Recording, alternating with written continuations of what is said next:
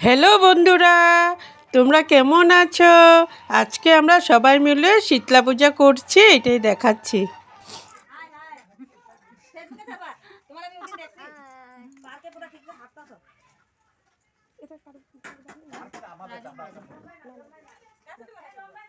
এই যে এখানে শীতলা পূজা হচ্ছে, আজকে আমরা শীতলা পূজা করছি সবাই মিলে।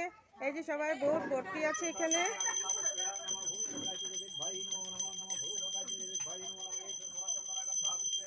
এই দেখো আমাদের একটা বউ, এই যে সব সব বই মেয়ে আছে, বউ আছে, সবাই আছে এখানে।